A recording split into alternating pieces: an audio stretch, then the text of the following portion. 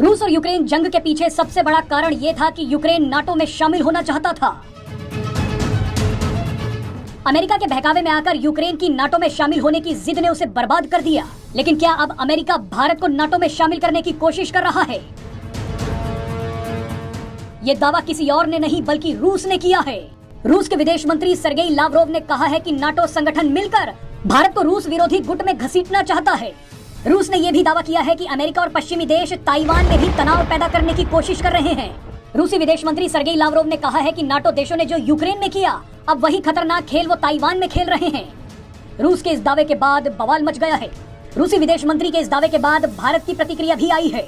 संयुक्त राष्ट्र में भारत की स्थायी प्रतिनिधि रुचिरा कंबोज से रूस के विदेश मंत्री के इस दावे के बारे में सवाल किया गया, जिसके जवाब में रुचिरा कंबोज ने कहा कि भारत एक बड़ा देश है जो अपने दम पर खड़ा है और कोई भी हम पर दबाव नहीं डाल सकता।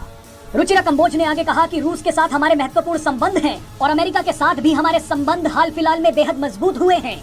भारत ने यहाँ बताने की कोशिश की कि वो अमेरिका के साथ और मजबूत रिश्ते करने के लिए तैयार है, लेकिन वो रूस का साथ नहीं छोड़ेगा। बहरहाल आपको बता दें कि रूस के दावे के बाद अब कई एक्सपर्ट्स का कहना है कि भारत को नाटो का हिस्सा बनना चाहिए, लेकिन ज्यादातर एक्सपर्ट्स का ये भी मानना है कि नाटो में शामिल होना भारत के लिए सही नहीं होगा।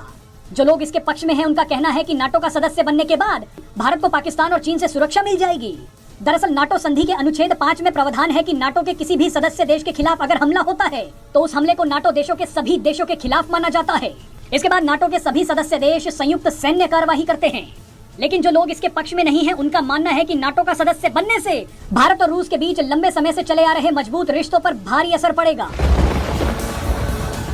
अगर भारत नाटो का सदस्य बनता है तो चीन और रूस और भी ज्यादा करीब आ जाएंगे, जो भारत के लिए बेहद ही खतरनाक साबित हो सकता है। भारत अभी भी बड़ी मात्रा में रूस के सैन्य उपकरणों पर निर्भर करता है, इसलिए नाटो में शामिल होने का विचार भारत के लिए सही नहीं हो सकता।